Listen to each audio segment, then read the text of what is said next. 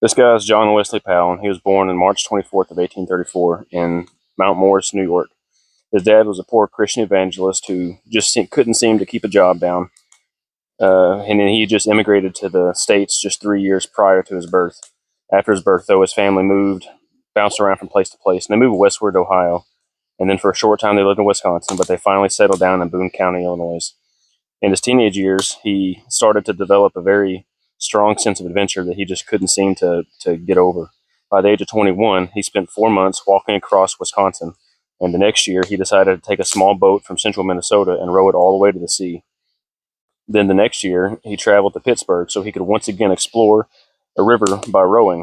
This is where he developed a very strong desire to explore by rivers. From that area, he rowed it all the way to down the Ohio River to where it meets up to the Mississippi River. And then the next year, he's expanded that even further, rowing down the Illinois River, up the Mississippi, and then up to the Des Moines River, up to reach all the way into central Iowa. He took a break from exploring to work on expanding his education at Central Illinois College, where he had a deep interest in the natural sciences. In 1860, by the age of 26, he decided he was going to enlist in the United States Army and turned that into the study of military science and engineering so then he could start preparing for his upcoming service in the Civil War. Then the following year, enlisting and joining the 20th Illinois Infantry, where he quickly was elected as the sergeant major of the regiment, then commissioned as a second lieutenant. In November 28th of 1861, at the Battle of Shiloh, he was shot in the arm and lost most of his right arm from the elbow down, and causing severe nerve damage that caused him pain all the way to the end of his life. After recovering from that injury, he was determined to continue the fight and stayed in the Army, where he fought at Champaign Hill, Big Black River Bridge, and the Siege of Vicksburg, the Atlanta Campaign, and then all the way to the Battle of Nashville. After the war, he went back to Illinois to become a professor of geology, and at Illinois University, he lectured at the Illinois State and served as a curator of the Illinois State Natural History Museum. After stepping away from his education in 1867, he led a party of 11 men and one woman on an expedition into the Rocky Mountains into the Colorado Territory. The party consisted of 5 students and one recent graduate from his Illinois class, his wife, and 5 other explorers. The next year, he led a second expedition into the Colorado Territory again, where he and 6 other men became the first white explorers to climb Long's Peak, which today is the highest point of all the Rocky Mountain National Park at 14,260 feet. By the end of that year, though most of his expedition members had already returned to Illinois, but James and his wife decided to spend the winter there, camped along the banks of the White River, where he made several excursions down and all around, like the Colorado River, up into the Yampa River, all over the Unada Mountains, and spent quite a bit of time with the Utes in their camps, working on cataloging their language. But he was also preparing for the future by making notes for his epic future voyage where he would explore through the Grand Canyon via the same river. The next year, in 1869, he set out on exploring the mighty Colorado River, where he would make his way through the Grand Canyon. He assembled an exploration team of himself and 9 men, where they set off from Green River, Wyoming, in 4 small boats. His river voyage would last 90 days, traveled over 1,000 river miles, ending up around what is now known as Lake Mead. Of the original party, only 6 men made it to the end, where one member had quit only just a third of the way into the exploration, and 3 others quit right before the end, not knowing that they were about 100 miles from completing their journey. But of those 3 men, they didn't make it home. Some historians now believe that they were either murdered by a band of Mormons or a band of Native Americans on their way back to their home.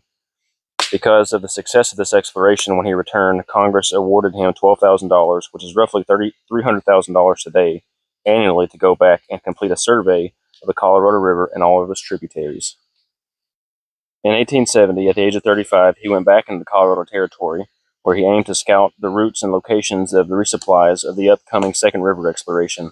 While out there, he employed Jacob Hamblin, who was also a Mormon missionary, who had cultivated some relations with some of the local Native Americans. While under his employment, he introduced Powell to some pretty important Utes to that area, which had helped him locate some points of interest. The following year, the second exploration started and lasted 2 years. On this expedition, he brought along 3 photographers to help visually document the terrain and landscape, that this trip was accomplishing a lot, completing lots of maps, a slew of photographs, and some research papers. But this trip was also cut short due to some rising threats of Native Americans in the area, hunting down whites due to some of the troubles they've had of some of their people getting killed in the area to seek revenge. That same year, in Northern California, the Modoc War had started, which was a conflict between the North American Modoc people and the United States Army. And in 1873, Powell was contacted by the government to pause his surveying duties and to help by becoming a special commissioner for the Department of the Interior, where he would act as a special Indian commissioner, where he would travel all over Utah, northern Arizona, southern Nevada, and eastern California, and Idaho to consult with some of the different tribes about their removal from their lands to the reservations. In 1872, he bought a home in Washington, D.C., but during all of his duties while being a commissioner of the Department of the Interior, kept him away from there mostly until 1879, where all the Western surveys were consulted and created by the creation of the U.S. Geological Survey, freeing him up to spend some more time at home. One of the first things that he decided to do when he settled down in D.C. was to start gathering up all of his information from all of his adventures for the last several years about the Native Americans, organize them, and publish their findings. But that couldn't be simple for him either, because it quickly snowballed into the entire government entity called the Bureau of Ethnology. Then, just 2 years later, he was appointed to the second director of the U.S. Geological Survey. But now, finally being at such a high level of government importance, he had no choice but to step down and away from his adventure, but not quite. He still took the occasional excursion to the Southwest region with one of his good friends until his friend had passed away in 1888. He retired from that position in 1894 and stayed around the Northeast area mostly until September of 1902, while at a family's vacation home in Maine, he passed away. While he was buried in Arlington with full military honors, in his death he was honored by having the Powell Plateau named after him in the Grand Canyon National Park, Lake Powell in Utah, and the Powell Mountain in the Kings Canyon National Park in California. From his humble beginnings as a very adventurous boy to love nature and to desire to learn more and more about it, to a war hero who was heavily wounded in battle, to a one-armed adventurer who set out to explore the mythical Grand Canyon at that time, of which was not known by most of America.